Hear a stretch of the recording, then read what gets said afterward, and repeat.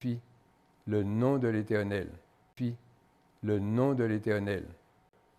De ce que tu permets que nous soyons là, mon Dieu, en bonne santé, en pleine forme, devant toi, Seigneur mon Dieu, car c'est toi qui nous donnes la force, qui nous donne la vie, Seigneur mon Dieu. C'est toi qui donnes tout, mon Dieu, car c'est sur toi que nous comptons, Seigneur, car qui peut nous donner une telle vie, Seigneur, toi seul, Seigneur mon Dieu. Car nous vivons dans la joie, dans la paix, dans l'abondance, dans l'amour, mon Dieu. Tu changes nos vies, Seigneur, et tu nous donnes une vie meilleure. Et nous ne regrettons pas de t'avoir connu, Seigneur. Tu as permis que nous te reconnaissions. C'est toi qui nous as appelés, nous as établis, nous as désignés, Seigneur, comme serviteurs pour servir ton peuple, Seigneur mon Dieu. Et nous sommes heureux de savoir que nous sommes vénérés par Dieu qui nous aime. Et je glorifie ton nom, Père. Merci, Seigneur. Agis pour ceux qui n'ont pas encore compris, Seigneur mon Dieu, que ton Saint-Esprit puisse donner à comprendre la grandeur de ton amour envers l'homme. Seigneur, et tout ce que tu fais pour nous, les miracles et les prodiges que tu fais pour nous, Seigneur mon Dieu, car tu es un Dieu merveilleux. Et nous comptons sur toi. Oui, sur toi seul, Seigneur, car nous savons que tu es le Dieu qui donne et qui nous refuse rien, mon Dieu. Tu nous donnes ce qui est nécessaire, utile pour nous, pour notre vie. Seigneur, je te dis merci. Merci, merci Seigneur. Et je glorifie ton nom, Père, dans le nom de Jésus-Christ. Et bénis chacun de nous, Seigneur mon Dieu. Et permets que ta parole, Seigneur, que nous allons prononcer là, Seigneur, aujourd'hui, provienne de ton esprit, Seigneur. Car c'est ton Saint-Esprit qui doit me diriger dans les paroles que je vais prononcer en ton nom, Seigneur. Ce n'est pas l'homme qui prononce, c'est toi qui donnes la possibilité à l'homme de parler en ton nom. Et je te remercie de ce que tu nous donnes, cette possibilité-là, Seigneur. Je glorifie ton nom, Père, dans le nom puissant de Jésus-Christ. Amen. Alors ce matin, nous allons prendre une parole de la Bible dans le livre de Colossiens 3. Colossiens 2. Colossiens 2. Qui nous dit? Colossiens 2, verset 8. Qui nous dit? Prenez garde que personne ne fasse de vous sa proie par la philosophie et par une vaine tromperie, s'appuyant sur la tradition des hommes, sur les principes élémentaires du monde et non sur Christ. Car en lui, Jésus-Christ, habite corporellement toute la plénitude de la divinité. Vous avez tout pleinement en lui, qui est le chef de toute domination et de toute autorité. Jésus est le chef de toute domination, et c'est lui qui comporte dans son corps toute la plénitude de la divinité. Tout ce que l'homme peut avoir besoin, c'est par Jésus qu'il va pouvoir l'obtenir.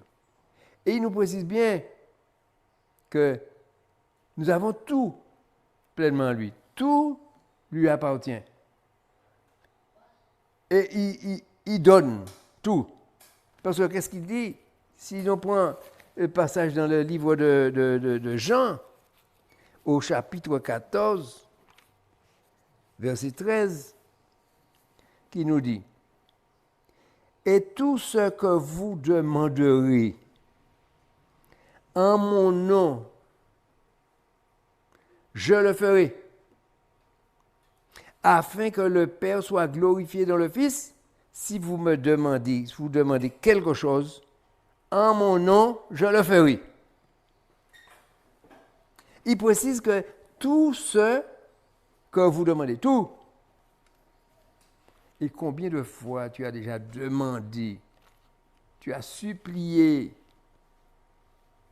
tu n'as pas oublié de demander et tu n'as pas reçu. Celui qui ne reçoit pas, c'est parce qu'il y a un problème. Parce que Jésus a promis. Et s'il promet, c'est pour... Et il ne ment pas. Il dit la vérité. Il donne tout à l'homme. Tout. Tout ce que vous demanderez, je vous donne. Mais il y a des conditions dans la parole de Dieu. Parce qu'il faut que nous soyons des disciples, que nous soyons des enfants de Dieu, que nous soyons des gens obéissants à la parole de Dieu.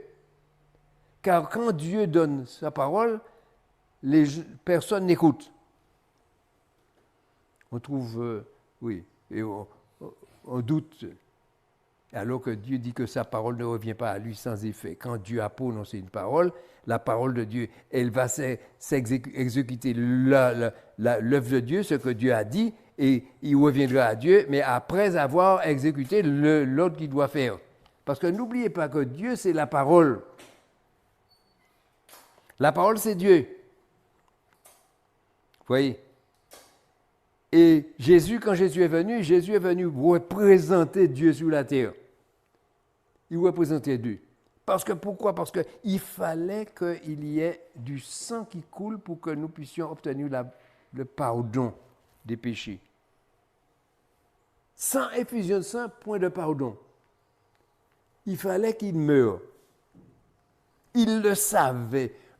Quand il est venu sur la terre, il savait qu'est-ce qui lui était réservé pour qu'il passe, pour qu'il meure, pour que les hommes, les pécheurs que nous sommes, puissent obtenir le pardon des péchés.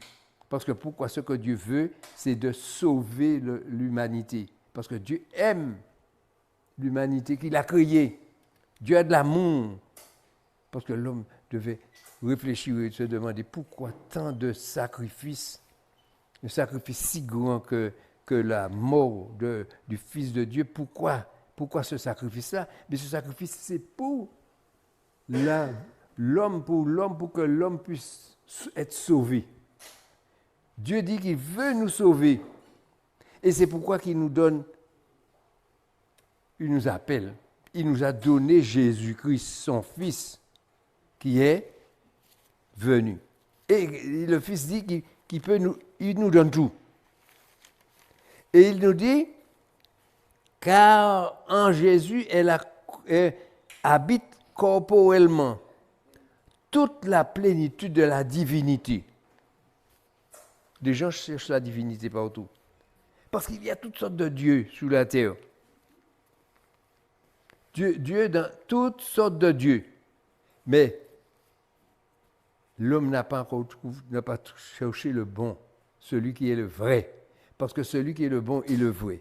Et Dieu le dit dans le livre d'Ésaïe. Dans le livre d'Ésaïe, Dieu le dit ce qu'il est. Il dit dans le livre d'Ésaïe, déclarez-le. Alors, on ne doit pas que ça reste sans déclaration, il faut le déclarer.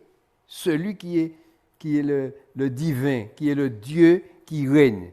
Il envoie Jésus, son Fils, pour mourir, pour sauver les pécheurs, mais parce qu'il a un plan. Son plan, c'est de sauver l'humanité. Alors, qu'est-ce qu'il fait? Il dit déclarez-le. On doit déclarer la divinité de Dieu, la grandeur de Dieu, la majesté de Dieu, l'amour de Dieu. Ça ne doit pas rester caché. La puissance de Dieu, la force de Dieu, ce que Dieu est capable de faire. Parce qu'il nous dit là, déclarez-le, qu'ils prennent de conseil les uns des autres, qui a prédit ces choses dès le commencement. C'est dans l'Ésaïe 45, au verset 21. Déclarez-le, qu'il prédit ces choses. Et depuis le commencement, longtemps, les a annoncés. N'est-ce pas moi, l'Éternel? Dieu parle au peuple, pour que le peuple Et les hommes, ceux qui sont auprès, ceux qui sont au loin, ceux qui entendent, pour qu'ils sachent avec qui ils ont affaire. Dieu le dit. N'est-ce pas moi l'Éternel? Il n'y a point d'autre Dieu que moi. Je suis le seul Dieu juste et qui sauve. Qui c'est qui peut pardonner quelqu'un pour ça, d'avoir péché? Le seul, c'est Dieu, le Père de Jésus, celui qui a envoyé son Fils mourir pour nous. C'est lui seul qui a la possibilité de nous sauver. Il n'y a point d'autre Dieu que moi. Je suis le seul Dieu juste et qui sauve. Tournez-vous vers moi et vous serez sauvés. Ce que Dieu veut voir, il a sauvé, ce mot-là, qu'on retrouve dans notre texte aujourd'hui, plusieurs fois. Sauver. Qu'est-ce que Dieu veut faire? Il veut sauver l'humanité. Et quand il veut sauver l'humanité, il fait un grand pas, un grand sacrifice pour donner à l'homme la possibilité d'être repentant. Parce qu'il faut que l'homme soit repentant. Parce que la Bible dit, « Repentez-vous et faites-vous baptiser pour le pardon de vos péchés. Et vous recevrez le don du Saint-Esprit. » Celui qui reçoit l'Esprit de Dieu, il devient fils de Dieu. Parce qu'il est habité par Dieu lui-même. Parce qu'il a l'Esprit de Dieu en lui. Et pour qu'il le reçoive, il doit obéir à l'ordre que Dieu a donné. Ce que Dieu veut faire. Il veut que nous pardonnons et que nous disons, Seigneur, pardonne-moi. Parce que quand l'homme se repent, il reconnaît avoir péché contre Dieu et il demande pardon à Dieu. Et ensuite, il renonce à continuer dans cette voie. Je ne vais plus faire ces choses encore parce que ça, ce n'est pas bien. Parce qu'il reconnaît que ce n'est pas bien de pécher, de faire le contraire de ce que Dieu veut. Il n'y a point d'autre Dieu que moi, je suis le seul Dieu juste et qui sauve. Tournez-vous vers moi et vous serez sauvés. Si on se tourne vers Dieu, on commence par se mettre en accord avec la parole de Jésus. Parce que Jésus est venu pour cela que Dieu l'a envoyé. C'est Dieu qui l'a envoyé. Il n'est pas venu de lui-même. C'est Dieu qui l'a. Oui. Vous tous qui êtes aux extrémités de la terre, car je suis Dieu. Il n'y en a point d'autre. Et c'est pourquoi l'homme sache qu'il y a un seul Dieu. Mais on entend des noms de Dieu partout à travers le monde, alors qu'il y a un seul Dieu. Je suis Dieu. Il n'y en a point d'autre. Je le jure par moi-même. La vérité sort de ma bouche. Il ne dit pas le mensonge. Et ma parole ne sera point révoquée. L'homme acceptera la parole de Dieu comme elle est écrite. Tout genou fléchira devant moi et toute langue jurera par moi.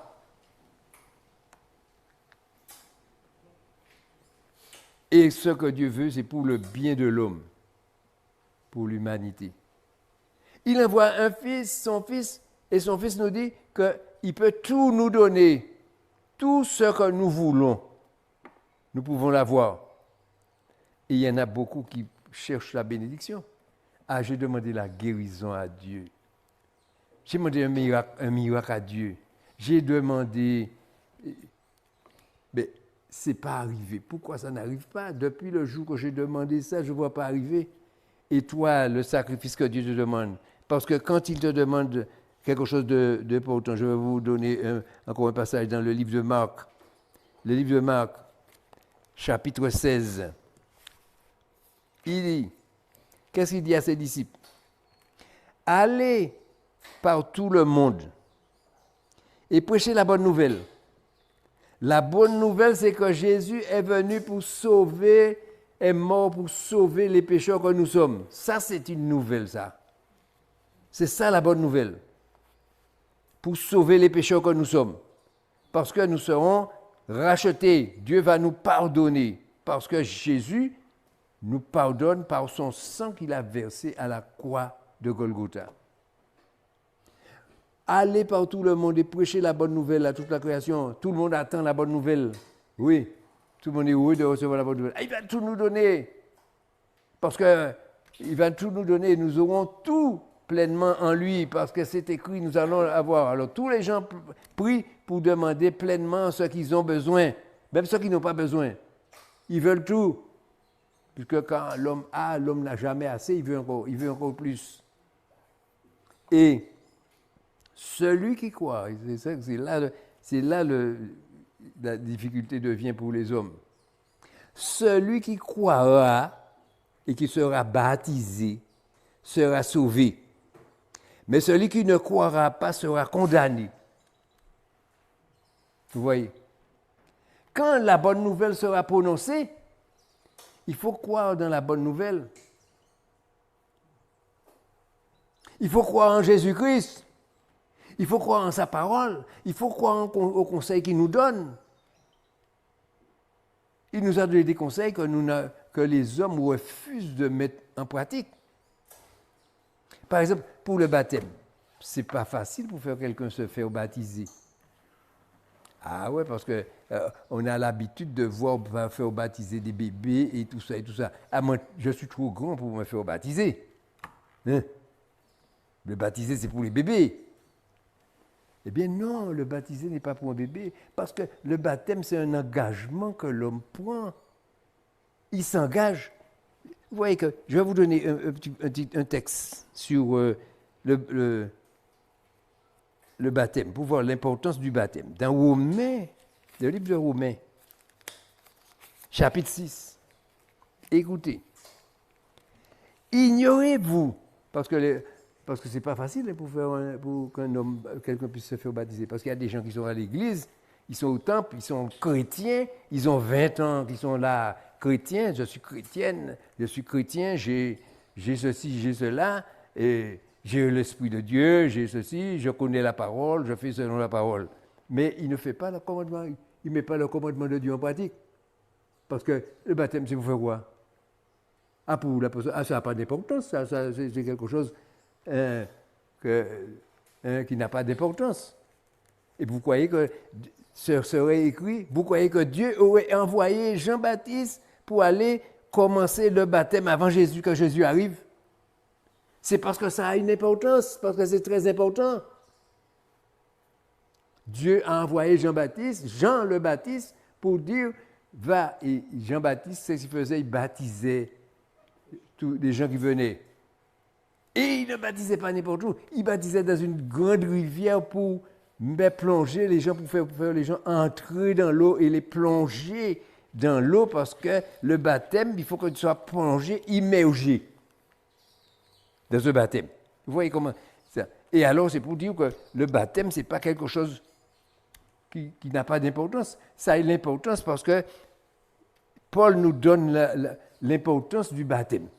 Il nous dit, ignorez-vous que nous tous qui avons été baptisés en Jésus-Christ, c'est en sa mort que nous avons été baptisés. Vous voyez, ça a déjà une importance. Ça a un caractère spirituel. C'est dans la mort de Jésus, vous voyez que dans la mort de Jésus, ça a son importance et c'est pourquoi que l'homme est obligé de se faire baptiser pour devenir un chrétien. Parce que vous voyez que dans le livre de Matthieu, il dit « Repentez-vous et faites-vous baptiser pour le pardon de vos péchés et vous recevrez le don du Saint-Esprit. » Vous voyez l'importance, parce que le baptême, ignorez-vous que vous tous, nous qui avons été baptisés en Jésus-Christ, c'est en sa mort que nous avons été baptisés? Ça a un rapport avec la mort de Jésus. C'est que nous participons à la mort de Jésus. Nous prenons en compte la mort de Jésus pour nous, parce que nous savons que c'est pour nous que cela a été fait. Nous avons donc été ensevelis avec lui par le baptême en sa mort. Vous voyez, l'homme, c'est pour faire mourir l'homme. L'homme mauvais, l'homme méchant, le pécheur, celui qui résiste, celui qui n'a aucun amour, rien du tout.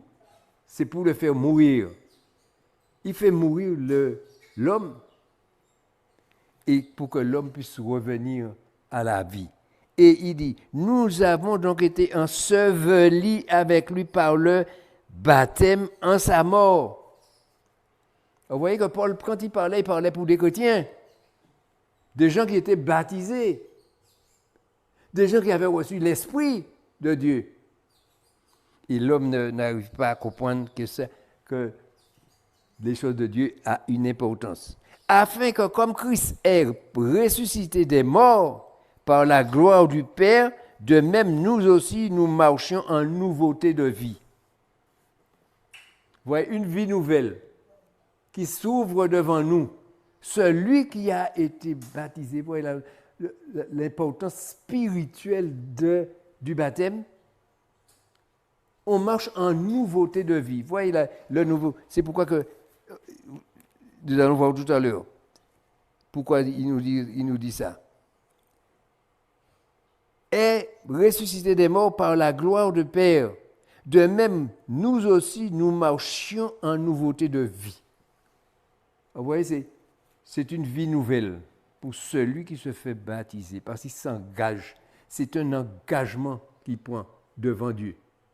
C'est vrai, je me repens de mes péchés, je regrette de les avoir faits et je ne veux plus continuer dans cette voie. Et je me fais baptiser en Jésus-Christ. Parce que ce n'est pas une affaire de bébé, ça. C'est une affaire de grandes personnes, des gens qui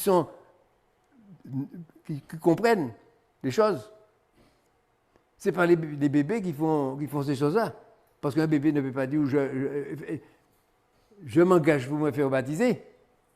Baptise-moi. Parce qu'on voit bien que les gens allaient voir Jean-Baptiste et disaient baptise-moi. Jésus est allé voir Jean-Baptiste et il a dit baptise-moi. Et Jésus n'est pas allé quand il était bébé. Il est allé se faire baptiser quand il était grand. Il a dit à Jean-Baptiste, baptise-moi. Et Jean ne voulait pas, il dit, ben non, c'est toi qui aurais dû me baptiser plutôt. Alors Jean, il a dit, non, il faut que les choses se fassent comme ça doit se faire. Parce que Jésus nous a montré à nous que le baptême a une grande importance et lui-même, il est allé pour faire l'action que Dieu demande. Pour que ce soit un exemple pour lui, pour les autres qui étaient là, mais pour nous aussi aujourd'hui, pour que nous sachions que le baptême, c'est quelque chose de très important dans la vie de l'homme et que ce n'est pas un bébé qui prend l'engagement de se faire baptiser. Quand on fait baptiser, c'est des gens qui sont résolus, qui savent ce qu'ils vont faire, ils disent oui, je veux me faire baptiser. J'accepte de me faire baptiser. Parce que pourquoi je me fais baptiser? Parce que je veux participer à cette mort. Oui, parce que Jésus est en sa mort pour que nous avons été baptisés. Nous avons été baptisés en sa mort, en la mort de Jésus. Pour que nous puissions ressusciter, pour que nous puissions revenir à la vie, parce que nous mourons pour le péché. Le péché, nous sommes morts. Celui qui se fait baptiser, il est mort au péché. Parce que quand il est mort, le péché n'a plus de pouvoir sur lui. Le péché a le pouvoir sur celui qui n'est pas mort. Mais quand tu es mort, le péché ne peut rien faire avec toi. Tu es mort et tu es en Jésus-Christ. Tu es en Jésus-Christ. Alors quand tu es en Jésus-Christ, tu vis par l'esprit. Tu ne vis pas sous la terre. Voyez. En effet, si nous sommes devenus une même plante avec lui par la conformité à sa mort, si nous estimons que nous sommes dans cette légalité, eh bien nous le serons aussi dans la conformité à sa résurrection. Parce que Jésus est allé préparer une place pour nous dans le paradis de Dieu, dans la maison de Dieu.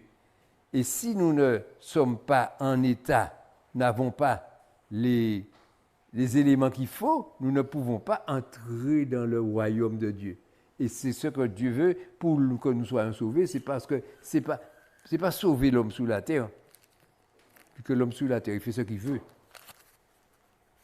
Il décide de faire ce qu'il a envie. Vous voyez, nous sommes devenus même plantes avec lui. Alors, sachant que notre vieil homme a été crucifié avec lui, afin que le corps du péché soit réduit à l'impuissance. Vous voyez, le corps du péché, pour que ça soit réduit à l'impuissance, pour que la puissance du péché n'ait point de pouvoir sur l'homme. Mais tant que l'homme voudra rester tel qu'il est, il ne veut pas se faire baptiser, il ne veut pas de Saint-Esprit, parce que s'il n'a pas le baptême, il n'a pas l'Esprit de Dieu. Alors, il n'a pas l'Esprit de Dieu et il ne peut pas entrer dans le royaume de Dieu. C'est celui qui est équipé de l'Esprit de Dieu qui va arriver devant Jésus et Jésus va dire, viens, entre. Quand il arrivera devant, parce qu'après la mort terrestre, il y a la mort céleste.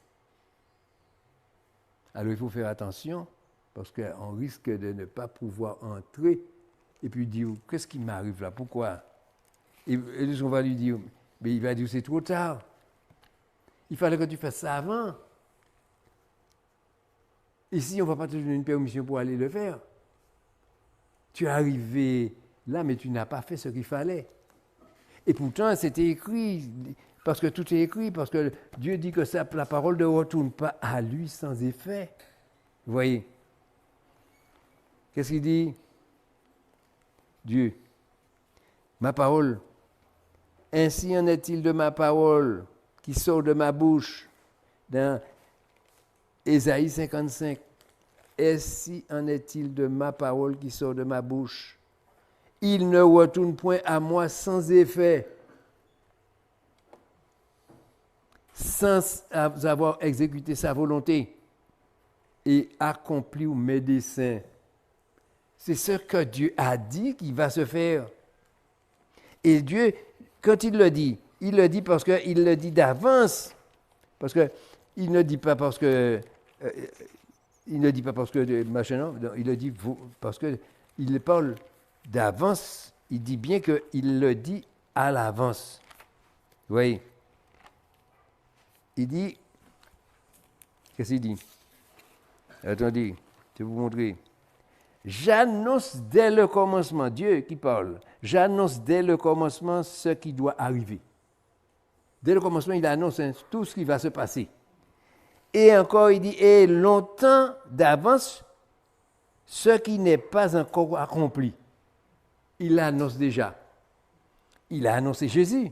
Parce que dans le livre d'Ésaïe, on a lu la mort de Jésus. Dans le livre d'Ésaïe 53, nous voyons que comment Jésus est mort. Il l'avait déjà annoncé depuis du temps d'Ésaïe, et avant Ésaïe, il l'avait déjà annoncé. Du temps de Moïse, il avait annoncé la venue de Jésus. Oui. Et il dit qu'il annonce les choses à l'avance. Et je dis, mes arrêts subsisteront. J'exécuterai toute ma volonté. C'est moi qui appelle de l'Orient un oiseau de proie, d'une terre lointaine, un homme pour accomplir mes desseins. Il appelle un homme pour que l'homme puisse exécuter, accomplir ses desseins. Il choisit un homme par hasard, parce que l'homme croit que c'est par hasard, c'est pas par hasard, parce que l'homme a déjà averti, depuis sa naissance, Dieu sait déjà qui il est. Dieu sait qu'il est choisi. Et quand le jour arrive, Dieu va l'appeler pour le servir. Il choisit d'une terre lointaine un homme pour accomplir mes desseins. Et quand l'homme, il aura cet homme, il va parler pour lui, et c'est ça qu'il dira à cet homme, et cet homme va exécuter ce que Dieu dit.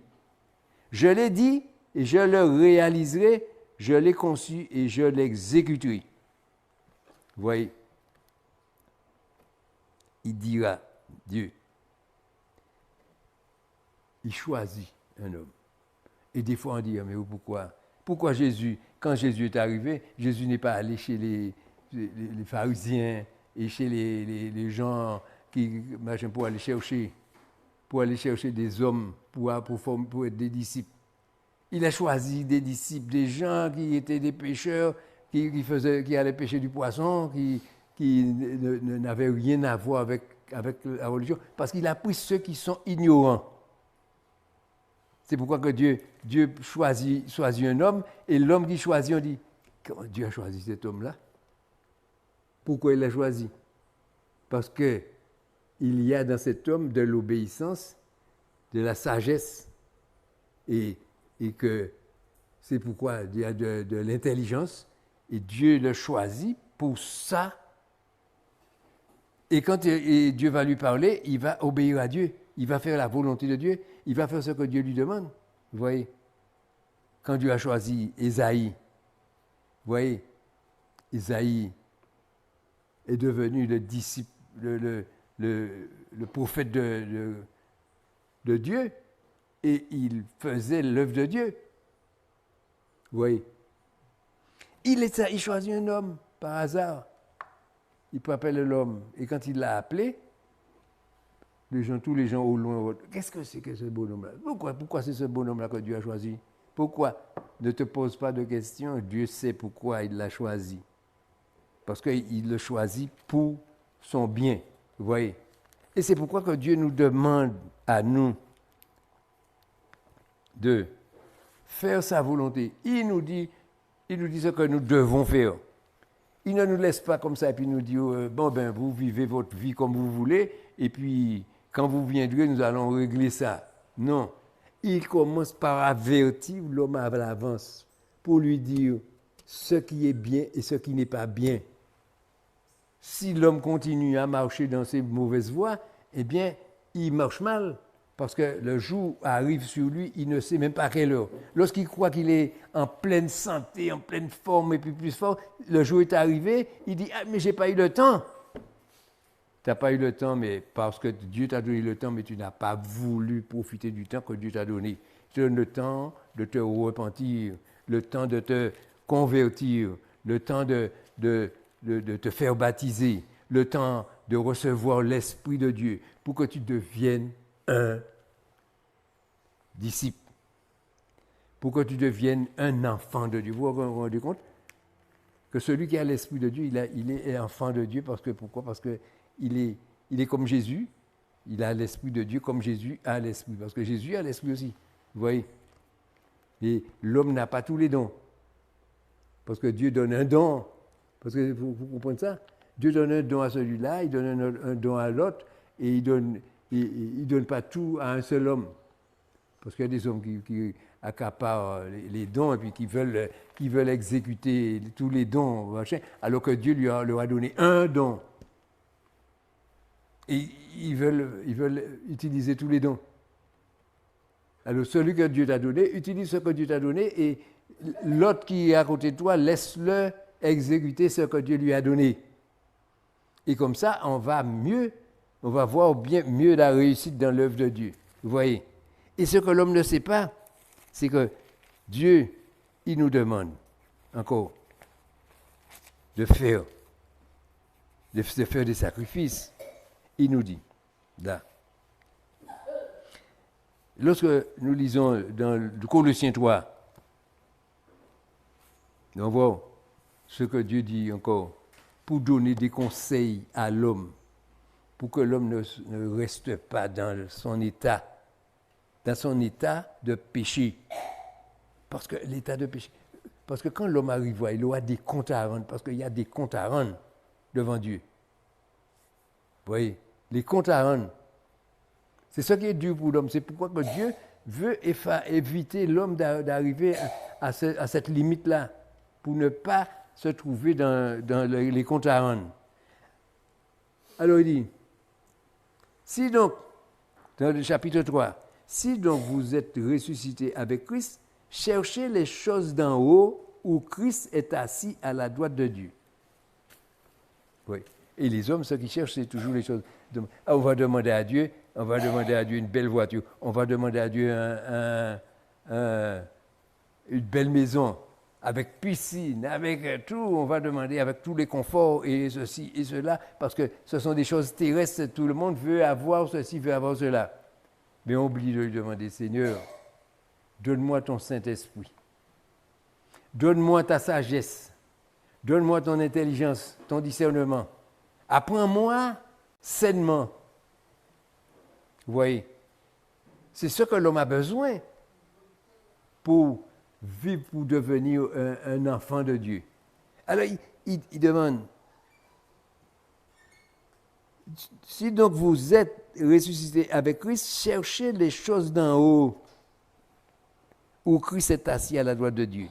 Attachez-vous aux choses d'en haut. La grâce de Dieu, le salut, c'est ce que l'homme a besoin. Parce que pour la vie, parce que nous sommes éternels. Dieu nous a créés à son image. L'homme ne meurt pas. Le corps qui est fait de poussière de la terre va aller dans le tombeau. Mais l'âme de l'homme retourne à Dieu. Et il y a un compte à rendre. Et si l'homme s'est préparé et qui a cherché Christ, a cherché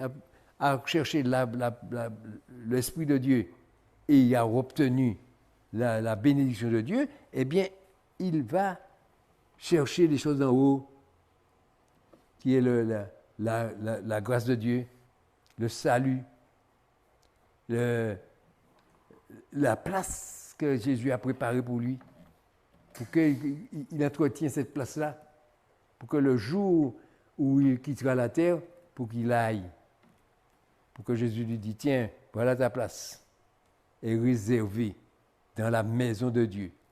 Vous voyez, mes bien-aimés. Alors, il dit, car vous êtes morts et votre vie est cachée avec Christ en Dieu. Oui, quand il parle comme ça, il parle pour les chrétiens. Pour ceux qui acceptent de faire la volonté de Dieu.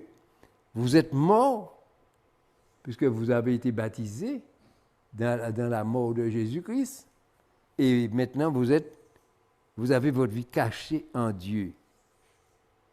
Alors, quand Christ, votre vie paraîtra, alors vous paraîtrez aussi avec lui dans la gloire. N'est-ce pas merveilleux? Pour qu'on ne soit pas loin de Jésus. Mais il nous donne des conseils pour que nous n'allons pas n'importe où et que nous ne vivons pas n'importe comment. Parce qu'il veut que nous devenions des gens différents pour que nous n'apprenions pas à vivre comme nous avons l'habitude. Vous voyez? Faites donc mourir, le verset 5, faites donc mourir ce qui dans vos membres est terrestre. C'est ça qui empêche l'homme de marcher avec Dieu. C'est la vie terrestre. Et écoutez ça, la débauche, l'impureté, les passions, les mauvais désirs et la cupidité qui est une idolâtrie. Oui. C'est à cause de ces choses que la colère de Dieu vient sur le fils de la rébellion. La colère de Dieu. Tout le monde cherche. Demande, Seigneur, bénis-moi, donne-moi ceci, donne-moi cela, puisque tu as dit que tu donnes tout ce que je demande, tu me donnes. Et ça n'arrive pas. Et si tu vis pas bien, tu ne peux pas recevoir ce que Dieu. Parce que Dieu, la Bible dit que Dieu n'entend même pas ta prière. Ta prière reste au plafond quand tu appelles Dieu pour lui demander. Il reste au plafond, Dieu ne fait pas attention à ton appel. Pourquoi? Parce que tu n'as pas fait ce qu'il fallait, parce que Dieu t'a donné un conseil et tu n'as pas écouté le conseil de Dieu. C'est ainsi que vous marchiez autrefois lorsque vous viviez dans ces péchés. Oui, on marchait. Alors, mais maintenant, renoncez à toutes ces choses. Renoncer. Qui c'est qui veut renoncer? à la débauche? Qui c'est qui veut renoncer à l'impureté?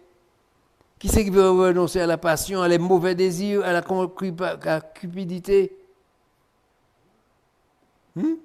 Non. Parce que les gens disent, ma vie c'est comme ça, moi je suis né comme ça, c'est comme ça que ma vie est. Mais la personne ne sait pas qu'il faut qu'il change. Il faut changer de vie.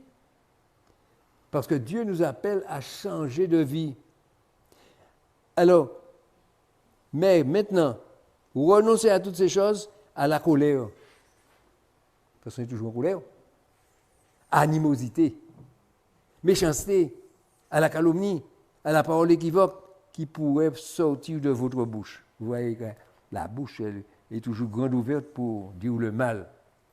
Et la bouche, Dieu nous a donné une bouche pour dire le bien, pour faire le bien, pour vivre. Et il est précis encore, ne mentez pas les uns aux autres, vous étant dépouillés du vieil homme et de ses œuvres. Voilà, nous allons arriver à ce dépouillement. Dépouillé du vieil homme. Il dit, ayant revêtu l'homme nouveau. Vous voyez, il y a un vieil homme dans l'homme. C'est ça que l'homme ne se rend pas compte, qu'il y a un vieil homme en lui. Celui qui est méchant, qui est rebelle, qui a le mauvais langage, qui est toujours en train de critiquer, de faire le mal. Oui, ça c'est le vieil homme. Mais quand l'homme a pris la disposition de marcher avec Christ, eh bien, ce vieil homme-là, il est mort. Dans l'eau du baptême, il est mort, ce vieil homme-là. L'homme du péché, dans l'eau du baptême, vous voyez, il meurt. Et ce n'est plus la personne, quand la personne sort de l'eau, il sort une autre personne. Pourquoi? Parce qu'il va sortir avec l'Esprit de Dieu qui viendra sur lui. Et avec l'Esprit de Dieu, il sera une autre créature. Il ne sera plus la même. Et il va vouloir désirer connaître Dieu, désirer connaître la parole de Dieu, savoir comment vivre sereinement devant Dieu, rejeter le péché, rejeter la mauvaise conduite, mauvaise façon de marcher. Et ayant revêtu l'homme nouveau qui se renouvelle. Un homme nouveau qui se renouvelle. Chaque jour, on va devenir chaque jour meilleur. Chaque jour meilleur jusqu'à sa mort. Quand on meurt, quand on quitte la terre, on va rencontrer Jésus et on n'aura pas de compte à rendre parce qu'on se serait repenti pour ses péchés. On a pris la décision de ne plus marcher dans ses voies et on va voir la conduite, comment les choses vont aller bien. Vous voyez? Alors, l'homme nouveau qui se renouvelle dans la connaissance, selon l'image de celui qui l'a créé, selon l'image de Dieu. Dans la connaissance. Et c'est là qu'ils apprennent à connaître Dieu, à savoir qui est Dieu, à savoir combien l'amour. C'est là qu'ils arrivent à comprendre que Dieu l'aime vraiment. Il dit, c'est là que je vois l'amour de Dieu, la grandeur de l'amour de Dieu. Parce que lorsqu'il verra que toutes les bénédictions qui tombent sur lui, moi, je suis. Parce que si je donnais témoignage, alors j'aurais donné des témoignages vraiment tout ce que Dieu a fait dans ma vie. Dieu m'a donné une vie merveilleuse, une vie de joie, d'assurance, de force, de résistance. Et il m'a donné la sagesse, l'intelligence, le discernement, la façon de connaître, de marcher avec Dieu, de savoir, de chercher, vous voyez, de chercher à connaître. Il y a ici, vous voyez, alors c'est pour ça que nous avons la connaissance. Vous voyez que l'homme nouveau qui se renouvelle dans la connaissance selon l'image de celui qui l'a créé, selon l'image de Dieu, il va entrer dans la connaissance de Dieu, la connaissance de la vie saine que Dieu veut lui l'amener. Et comme ça, quand il quittera la terre, il n'aura pas de compte à rendre. Parce qu'il aura sa place réservée de la maison de l'Éternel. Vous voyez. Et c'est pourquoi Dieu voudrait nous faire comprendre. Et c'est pourquoi que dans le passage où j'ai lu, j'avais pris la première phrase, le premier verset, c'était le chapitre 2 de Colossiens. Prenez garde que personne ne fasse de vous sa proie par la philosophie et par une vaine tromperie, s'appuyant sur la tradition des hommes et sur les principes élémentaires du monde. Et ce verset, il nous implique, il nous conseille à ne pas se laisser influencer par quel que soit l'homme. Ne pas se laisser influencer, mais à chercher la voix de Dieu, à chercher dans la parole de Dieu la vérité pour savoir comment marcher. Ne pas attendre que c'est l'homme qui te dirige. Parce qu'on voit qu'il y a des hommes qui deviennent sur la terre, qui deviennent des dieux.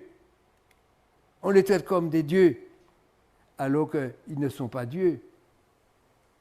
Même s'il prie pour toi et il a fait quelque chose pour toi, ce n'est pas lui qui fait, c'est Dieu qui fait.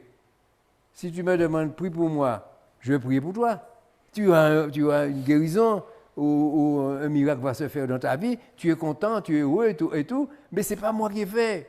Je n'ai rien fait. Parce que j'ai demandé à Dieu et Dieu a écouté la prière que j'ai faite et il t'aime parce qu'il voit ta bonté, comment tu veux marcher avec lui. Il te donne sa bénédiction et quand il t'a donné sa bénédiction, ce n'est pas moi qui t'ai béni, c'est Dieu. C'est un homme comme nous, comme n'importe qui.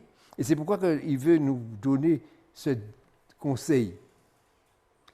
Je dis cela afin que personne ne vous trompe par des discours séduisants. Les discours séduisants, ça n'amène à rien. Oui. Il ne faut pas se laisser séduire. Il faut compter sur Dieu seul, sur la parole que Dieu donne. Jésus nous a donné des conseils. Il a envoyé ses disciples, il dit, allez par tout le monde porter la bonne nouvelle à toute la création. Celui qui croira, c'est ça le verset, celui qui croira et qui sera baptisé, c'est celui-là qui sera sauvé. Il faut croire en Jésus. Il ne dit pas de croire à celui qui va venir te porter par Saint-Pierre, ou bien Saint-Paul, ou Saint-Michel. Ce n'est pas en eux qu'il faut croire. Il faut croire en Jésus, en la parole de Jésus. Il vient t'apporter la parole, mais c'est la parole de Jésus qui te donne. Et si tu te donnes la parole de Jésus va te conduire à Jésus, et toi, tu deviendras disciple comme lui. Tu auras de la connaissance. La connaissance, c'est comme ça qu'on comprend de la connaissance. Oui. Parce que l'Esprit de Dieu fait de toi un homme nouveau avec une nouvelle pensée, une nouvelle vie. Tu changes toi-même, tu t'étonnes de voir comment tu as changé. Tu te souviens, lorsque j'étais comme ça, je faisais comme ci, comme ça. Mais aujourd'hui, je suis gentil. Je ne m'énerve pas, je ne me mets pas en colère. Je ne calomnie personne. Hein? Je parle bien aux gens, vous voyez. Je renonce à parler mal les uns des autres. J'aime mon prochain, même s'il ne m'aime pas, mais je l'aime. Parce que Jésus m'a dit de l'aimer. Alors je l'aime.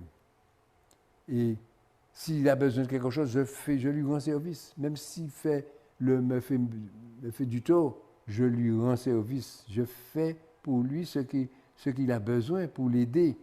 Je l'aide. Parce que c'est le commandement de Dieu. Je veux marcher selon le commandement de Dieu. Vous voyez. Et qu'est-ce qui t'apprend à faire ça? C'est l'Esprit de Dieu que tu reçois. L'Esprit de Dieu qui vient en toi et l'Esprit de Dieu va te pousser à faire le bien. Tu n'auras plus envie de faire le mal encore. Tu feras le bien. Mais l'homme n'est pas encore arrivé à ce stade-là. Parce que l'homme veut avoir sa propre vie, faire ses propres affaires, ne compter sur personne, sur rien. Ils comptent sur eux-mêmes. Et quand ils arrivent à la fin, ils se disent « Quelle vie j'ai menée !» Comme c'était bouleversant pour moi. Parce qu'il n'a mené aucune vie dans la sagesse, dans la connaissance, dans la douceur, la bonté, l'amour. Vous voyez. Et quand il arrive à la fin, il n'a même pas le temps d'aller demander à Dieu pardon. Il meurt comme ça.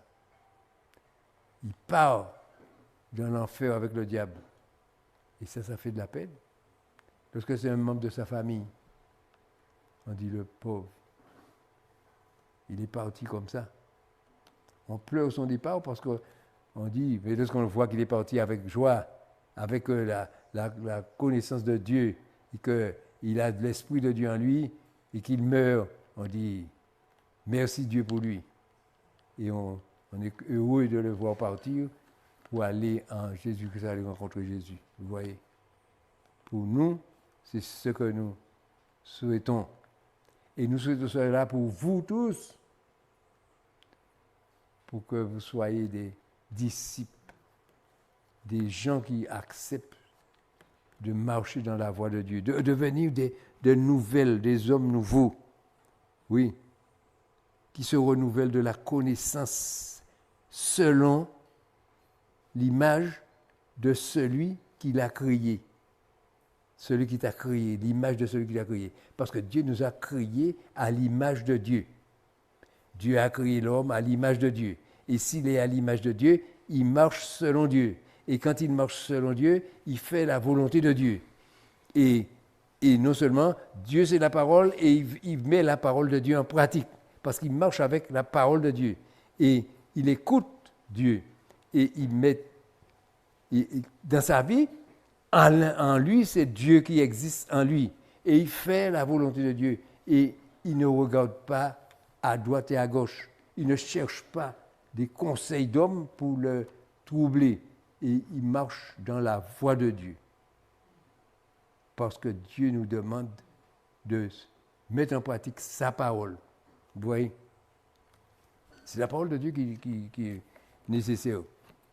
Parce qu'il faut que nous apprenions à marcher dans la parole de Dieu.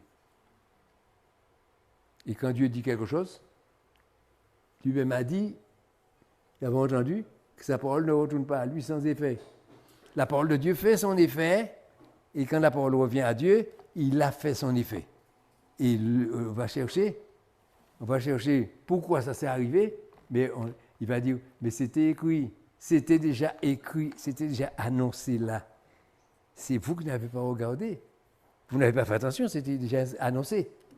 Vous voyez, quand on regarde l'Apocalypse, et puis on voit tout ce qui a été donné à Jean.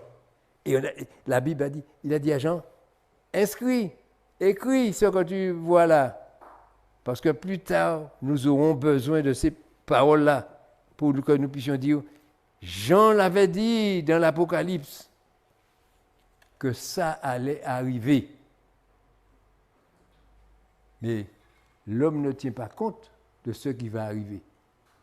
Quand on lit dans Matthieu 24, ce qui va arriver, personne ne se soucie pas de ce qui va arriver. Parce que pour l'instant, on vit sa vie et je vis ma vie et c'est tout. Non. Mais on doit se prendre conscience aussi pour ce qui va arriver. Pour que ça n'arrive pas pendant que nous sommes encore là. On dit, mon Dieu, ça sera dur, ça sera difficile. Et pourquoi il y a ces difficultés? C'est parce que l'homme marche dans la désobéissance, parce que l'homme va de plus en plus loin. Quand Dieu essaye d'approcher l'homme, l'homme va partir plus loin, il va reculer, jusqu'à ce qu'il est déjà arrivé dans le feu de l'enfer, il ne s'est pas rendu compte. Et il va tomber dedans. Voilà. Puis s'il marche à reculons, il ne marche pas dans la droiture. S'il marche dans la droiture, il va en avant. Mais s'il marche dans la mauvaise voie, il recule jusqu'à ce qu'il arrive devant la porte de l'enfer. Il ne s'est même pas rendu compte. La porte s'est ouverte, il ne s'est même pas rendu compte, il est tombé dans le feu. Et lorsqu'on va essayer de le chercher, il sera déjà dans le feu. Et Dieu veut nous éviter ça. Il veut nous éviter la souffrance. Il veut nous éviter la souffrance dans le feu de l'enfer. Parce que ce n'est pas un feu qui brûle, qui consume, comme lorsqu'on met du bois au feu. Non. Parce que ce feu-là, c'est un feu qui consume, qui brûle pendant tout le temps. Pour la vie éternelle. On n'est jamais brûlé. On n'a pas fait de cendre. On est là-dedans, on brûle. Et c'est tout. Et on a beau prier. Parce qu'il y a un qui avait appelé Abraham. Oh Père Abraham, envoie Lazare pour qu'il vienne me donner, tremper son doigt pour me donner un petit peu d'eau pour mouiller parce que je souffre dans ce feu. Et Abraham lui a dit, il ne peut pas venir vers toi et toi tu ne peux pas venir vers nous. Parce qu'il y a un abîme entre nous. Alors l'abîme va nous séparer. Et c'est ce que nous ne voulons pas. Nous aurons voulu que nous tous nous allons au même endroit. Ensemble. La maison de Dieu. C'est ça. Alors il y en a beaucoup qui vont de l'autre côté. Et c'est ce que nous ne désirons pas. Aller là. Nous ne voulons pas aller là. Alors nous essayons de faire le maximum pour aller dans le paradis avec Jésus. Puisqu'il est allé préparer une place pour nous. Quand il est parti, il l'a dit. Je vais vous préparer une place dans la maison de mon Père. Alors, il nous réserve une place, mais il faut que nous combattons pour avoir cette place-là. Il ne faut pas croire que c'est facile. Il faut lutter, surtout dans la vie qu'on mène là. Il faut que nous apprenions à mener une vie saine et convenable devant Dieu pour ne pas se trouver, que cette vie-là nous égare. Vous voyez?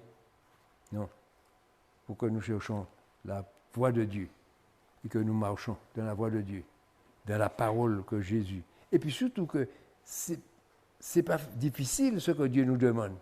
Dieu ne demande pas quelque chose de difficile parce que ce qu'il fait, lorsque nous avons reçu Dieu, nous avons été baptisés, nous avons reçu l'Esprit de Dieu. Nous avons une aide en nous qui est l'Esprit de Dieu. Et l'Esprit de Dieu nous conduit à faire ce qui est bien. Vous voyez, l'Esprit de Dieu nous aide.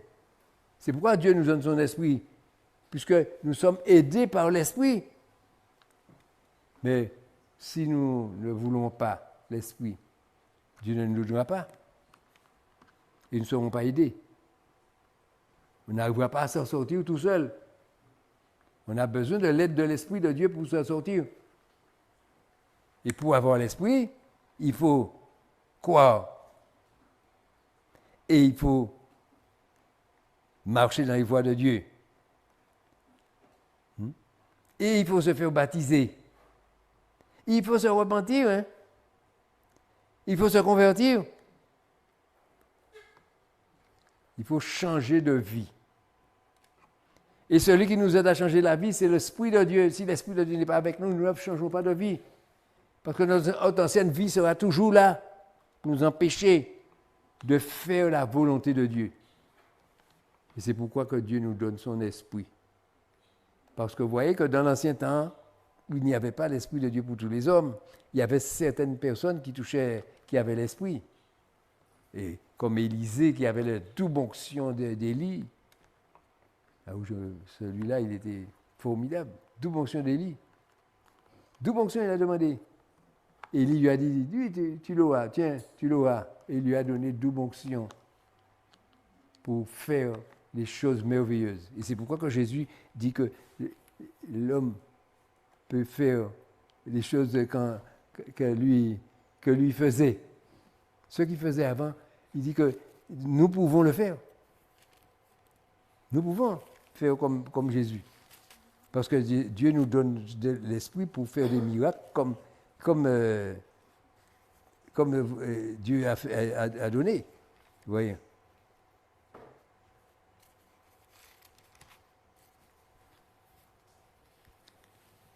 Alors, ce que Dieu veut, c'est que nous apprenons à aimer, marcher dans l'amour. D'accord? Alors que Dieu vous bénisse. Merci Seigneur. Nous sommes heureux de parler de ce qui a besoin, Seigneur mon Dieu, de la nécessité dans la vie, Seigneur mon Dieu. Nous te bénissons, mon Dieu. Nous voulons tellement voir Jésus marcher. Mon Dieu, nous voulons marcher en Jésus-Christ. Nous voulons faire la volonté de Dieu, Seigneur mon Dieu. Car nous voyons que c'est tellement bien, c'est tellement bon d'être dans l'amour, dans la sagesse, dans la douceur, dans la joie, dans la paix, dans l'assurance. Seigneur, tout ce que tu nous préviens, Seigneur mon Dieu, tout ce que tu nous montres, nous donnes sur la terre, tout ce que nous te demandons et que tu nous accordes, Seigneur mon Dieu. Je te remercie, Seigneur. Merci. Merci, Seigneur. Et je sais que tu n'arrêtes pas de nous donner, puisque tu es le trésor pour nous, Seigneur mon Dieu. Mais nous voulons vivre dans ta voie, marcher dans ta volonté, dans ta parole, faire, mon Dieu, ce que tu voudrais, mon Dieu, pour que nous soyons vraiment, mon Dieu, des gens considérés dans ta maison, des enfants, des fils. Nous voulons être des fils pour toi, Seigneur mon Dieu. Aide-nous, mon Dieu, encore, aide-nous, donne-nous encore ton esprit. Déverse ton esprit sur nous, Seigneur. Donne-nous ta puissance, Seigneur mon Dieu, car nous en avons besoin pour nous aider à marcher droit, à faire ta volonté. Et nous bénissons ton nom, Père. Dans le nom de Jésus-Christ, je te prie pour ta seule gloire. Amen.